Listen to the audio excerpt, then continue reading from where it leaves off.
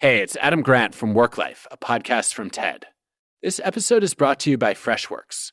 Freshworks believes that complexity is the enemy of efficiency. So stop wrestling with bloated, expensive service software that takes forever to implement an update, where ROI is someday, not today. You've been overcharged and underserved for way too long. Uncomplicate with Freshservice for IT and Freshdesk for customer support. And with Freshworks AI-assisted service software, you'll work smarter, not harder. Freshworks uncomplicates. Learn more at freshworks.com.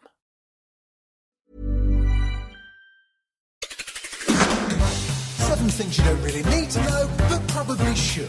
I'm Jamie East, and this is the Sunday 7. I'm Mike Willer in for Jamie East this week, and on today's episode of the award-winning Sunday 7, we investigate the deadly death cap mushroom, learn about the perils of stone stacking, and find out why measles is becoming a problem in the USA. Plus, Will Guyatt, the Smart 7's resident tech guru, dives into Elon's Mecha Hitler problem and explains why YouTube wants to stop AI slop. If you're enjoying our episodes, please do like and follow us wherever you get your podcasts. We're here 7 days a week at 7 a.m. with the 7 biggest stories on the Smart 7 in association with Metro. Before we get started, though, it was on this day in 1995 that the spacecraft Galileo released a probe towards the planet Jupiter. It became the first man-made object to penetrate the atmosphere of any of our solar system's gas giants. And the mission included things like measuring the temperature and pressure of Jupiter's atmosphere, and even how the planet's weather systems worked. Australian woman Erin Patterson was found guilty this week of murdering 3 of her relatives and an attempted murder of a 4th. The murder weapon? Beef Wellington. The extraordinary story has been covered all over the world, and no surprise when someone cooks a meal designed to kill her in-laws and ex-husband. But you may be wondering, what has this got to do with your favourite science and tech podcast, The Sunday 7? Well, we're going to take a closer look at the deadly mushroom that Erin Patterson used to commit her crime. The death cap mushroom is the deadliest mushroom for humans, and it's responsible for most cases of mushroom poisoning worldwide, some of which are fatal. The official name for the death cap mushroom is Amanita phalloides, and they are saturated with deadly chemicals known as amatoxins, which can cause diarrhea and vomiting and ultimately necrosis, organ failure, or even death. Detective Inspector Dean Thomas of the Victoria Police was one of the lead investigators on the case, and he put the poisoning into context. 3 people have died, and we've had a person that nearly died and was seriously injured as a result, and that has led to these charges. I ask that we acknowledge those people and not forget them. The mushrooms are native to Europe but have also spread to the US, New Zealand and Australia. But what is it that makes them so deadly? Dr. Anne Pringle is a mycologist and a botanist who specialises in the death cap mushroom, and she explained to the World Extreme Medicine podcast what makes the fungi so dangerous. Death caps kill people easily, and what they do very specifically is there are toxins within the death cap that stop protein synthesis. So death caps stop your RNA polymerase II from working, and if your RNA polymerase II doesn't work, then you start to have organ failure in the organs that are cleaning out your blood. But basically, as your organs shut down, you die. And it has a very strange and sad pattern of illness where someone will eat a death cap, they'll have vomiting, they'll have diarrhea, then they'll recover. There's this grace period. And you recover maybe after 6 or 8 hours, but then 6 or 8 hours after that, you get very sick again. And that's typically when people go to the hospital. And then, from there, a number of things can happen, but death is a likely outcome of eating a death cap. Dr. Greg Moore is a senior research associate at Burnley College in the University of Melbourne. And he says you really need to be careful if you're hoping to do any mushroom foraging. You've got to know what you're looking for. When you go out foraging for mushrooms, you don't go out thinking, I hope I find a mushroom and that's the one I'll grab. You want to know what you're after. It's not that common for people to die from mushroom poisoning here, but it does happen from time to time. So, how do you identify and ideally avoid the death cap mushroom on a forest walk? Lewis is a chef and YouTuber who runs the UK Wildcraft channel, and he has some useful tips. They grow in mixed woodlands, especially near oak trees, and you'll mostly see them popping up after a heavy rain from July through to November. They're a colour between olive green and yellow, and I think they've got an almost metallic looking colour to them. As they mature, you'll often get a darker colouring towards the centre of the cap. An important feature for death caps and most amanitas is this, the vulva. It's an egg-shaped sac which the mushroom erupted from. This vulva is often found just below the ground. So when you're harvesting edible mushrooms, you need to check the base of the stem to make absolutely sure you haven't accidentally picked a death cap.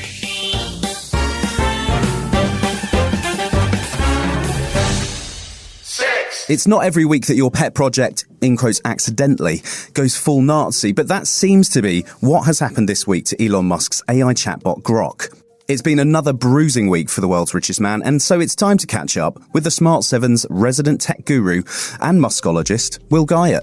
So, Will, tell us about Mecha Hitler. If you told me on Wednesday morning I'd spend the next 48 hours explaining who the hell Mecha Hitler was and the video game character's involvement in the latest of a long line of incidents from Elon Musk's ever-rolling clown show, I'd have never believed you. So if you're wondering, Mecha Hitler was a character in the 1990s video game Wolfenstein and was a robotic version of Hitler. And Grok, the chatbot for Musk's X-AI business and a star feature of X, started identifying as this robotic Nazi after a worrying number of posts that celebrated Nazism and even suggested that being a Nazi would solve many of the world's problems. It praised Adolf Hitler too, and then it went on to call the Polish Prime Minister a ginger whore. And this came after Elon complained about Grok being too woke, right? Musk has been bombarded by X users over the last few weeks, suggesting that Grok, his so-called edgy chatbot alternative to ChatGPT, had been subverted by the left. Musk liked a recent comment and retweeted it, saying that big changes were coming to Grok and you would soon see them. The thing is, I don't even think Elon Musk expected this change. Let's not forget though that Grok had previously spoken out against non-existent white genocide in South Africa, which Elon Musk had been talking up to. The reality is, an engineer, maybe even Elon Musk, changed some prime directives in Grok on Friday, and that meant political incorrectness was acceptable, and it took several days to become a full-on card-carrying Nazi. And that wasn't the only bad news. What went on with ex-CEO Linda Yaccarino? Most of us often wondered what would stop respected businesswoman Linda Yaccarino from working with Elon Musk, and it turned out it was Mecha Hitler. She's a prominent Jewish businesswoman, and Grok's behaviour, likely caused by Elon Musk's interference, was the Nazi that broke the CEO's back. She left the company immediately and was followed by a tweet from Elon Musk, which was akin to a football club wishing their sacked manager the best of luck for the future. It sounds like Elon is really struggling. In just 24 hours, Elon lost two of the most senior figures at X. The product manager of the platform, hired 6 days before to refresh the company, as well as Linda, the CEO. Over the fence at Tesla, a senior boss also walked out of the company after 7 years. It hasn't been a great week for Elon Musk. This is all happening at the same time as investors in his main businesses hope that Elon's attentions were finally returning to them after leaving the Trump administration. And let's not also forget, he announced this week that he was going to launch a third US political party just to piss off his former boss, Donald Trump. Moving to another tech giant, what is Google going to be doing with My Local Council? Aren't Google great? They've just agreed a deal with the UK government to provide free technology to the public sector. This sounds great on the surface. Loads of civil servants are going to get trained in AI and other digital tools, and Google aren't going to earn anything for it. Some might suggest this is absolute genius, but others are wondering if it's the same as a tobacco company opening up a cigarette shop outside the nearest school. So while Google is being asked to upskill these civil servants, it looks like the company is getting a foot in the door over other tech businesses when it comes to the modernisation of UK government and services. And one of the major concerns of campaigners is that our public data will start being held on servers in the US as part of the deal. And given the erratic nature of Donald Trump, not everybody's convinced that's a good idea. And it's great to see the government adopt new tech, but isn't there an issue with where Google keeps our data? Now, while this deal could be truly transformative for the UK, there's also a risk that the UK government becomes hooked on Google, who might not be so generous and free-spirited with this free software and services in future years. And others, like Microsoft and Amazon, have wondered why they haven't had a chance to do a similar deal to this with the UK government. And then the UK government confidently said this wasn't up for tender as no money was changing hands.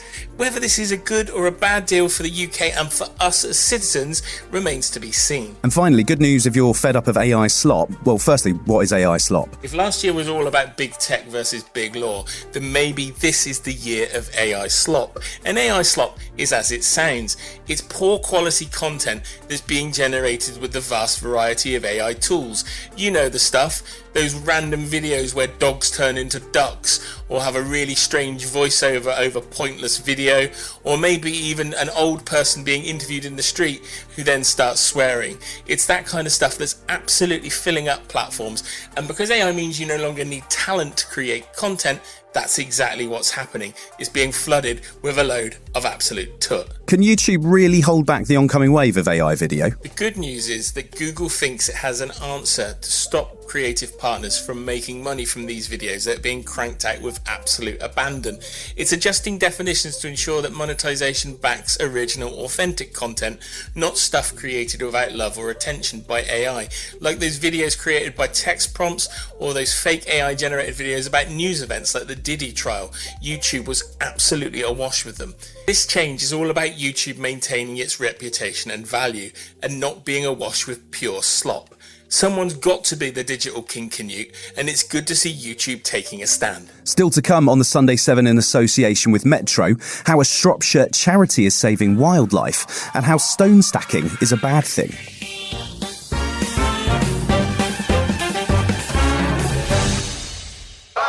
In 2023, about 1,500 people in the UK donated their organs to help save lives. But the window for organ transplant is very narrow, and it can be a real struggle to get patients on site and ready for transplants in time. However, Oxford University has been busy working on a way to keep donated organs for humans alive for longer. Constantin Coussios is the co-founder and CEO of Oxford spin-off company OrganOx. OrganOx has enabled the creation of a machine that fools organs into thinking they are still inside the body. Why would we want to do that? For the simple reason that an organ is preserved much more appropriately when within its native environment, rather than doing what used to be done, which is place it on ice. The key benefit of this approach is that an organ can be test-driven on the device before a patient is ever called for a potential transplant. And that makes it possible to significantly increase the number of transplants taking place within current donation practices. The device they've created has just won a major engineering prize, the McRobert Award, and new product development manager Jessica Day explains how they did it. Our innovation is directly saving patients' lives. What we created in OrganOx is a platform technology which currently can serve the liver and the kidney transplant space. One of the biggest challenges is to make sure you design a device that is not only engineeringly brilliant but also can be usable by various clinicians and surgeons across the globe.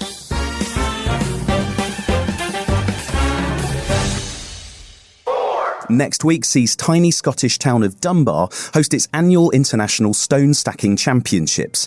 Artists from across the UK and Europe will compete to build dramatic and creative stone sculptures on the beaches. But stone stacking also hit the headlines this week for slightly different reasons. The practice of stacking stones, while encouraged in Dunbar, is very much frowned upon in the Peak District. The Peak District National Park Authority has described the practice of stacking stones, which can be up to 6 feet high, as detrimental to the area. And that's partly because hikers are using stones from historic sites like Mam Tor. The other issue is that hauling stacks of stones around disturbs local wildlife, including frogs, toads and insects.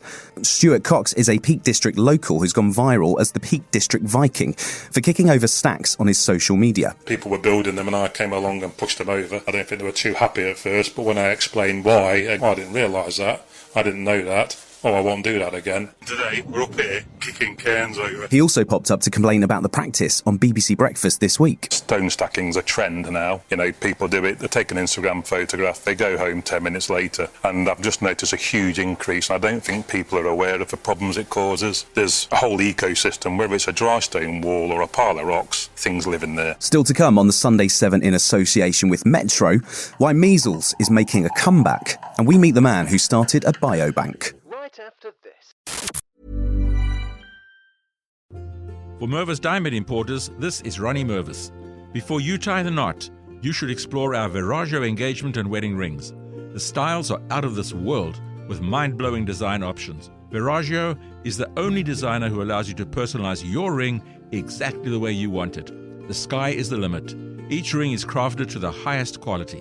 When you pair your Veragio ring with the unmatched beauty of a world-famous Mervis diamond, you have a ring which is truly like no other. It will be the talk of the town. Your friends will be envious. Mervis means more diamonds, better quality, and the most value. And with Easy Mervis financing, you can get her dream diamond now. Don't wait. To shop our mouth-watering Mervis diamonds and the largest selection of Veragio bridal jewelry in the tri-state area, visit us online at mervisdiamond.com or call 800-HER-LOVE. Again, that's mervisdiamond.com or 800-HER-LOVE. Mervis Diamond Importers, your official Veragio jeweler. Welcome back.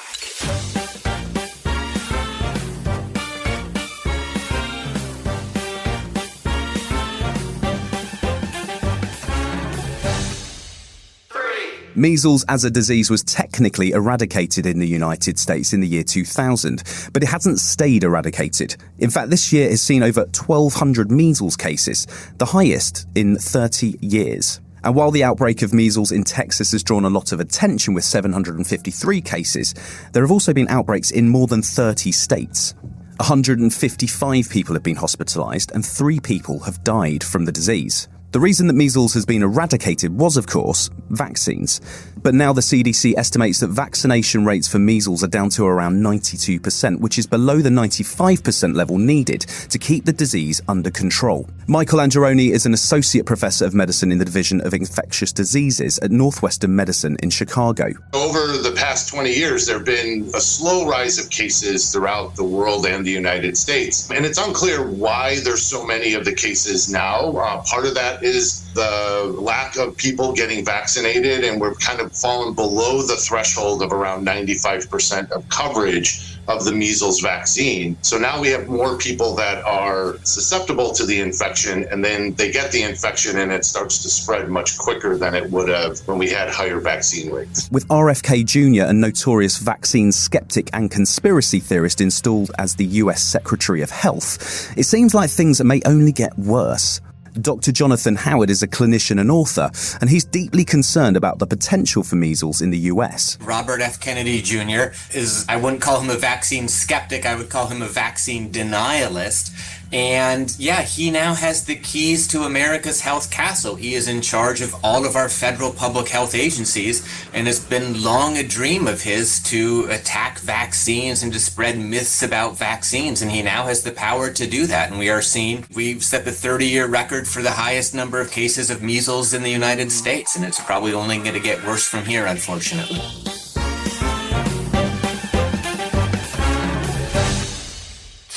Monday marked 20 years since the 7th of July attacks on London. 52 people died in the attacks on 3 underground trains and a London bus, with over 700 people injured by suicide bombers later identified as Islamic extremists. King Charles used his anniversary message to call for people to stand united against those who would seek to divide us, and Prince William was at a memorial service in St Paul's Cathedral and then laid flowers in Hyde Park. There were tributes too to emergency responders and those who treated the injured in hospitals across the city. The attacks by radicalised Islamic extremists fueled a wave of Islamophobia, which hasn't shown much sign of abating over time. Figures for 2024 showed that Islamophobic assaults rose by 73%, partly fueled by the rise in far-right rhetoric and conspiracy theories like the Great Replacement theory. Lord Beamish is the chair of Parliament's Security and Intelligence Committee, and he says the battle against online indoctrination is continual. What's changed is that we've now got the main driver being self-initiated terrorism, and very worrying, 13% of those individuals that have been investigated recently were under 18. The driver is online videos, online propaganda, and that makes it very difficult for the security services and the police, because many of these individuals have had no contact at all with the police or security services. They've not even been on their radar screen.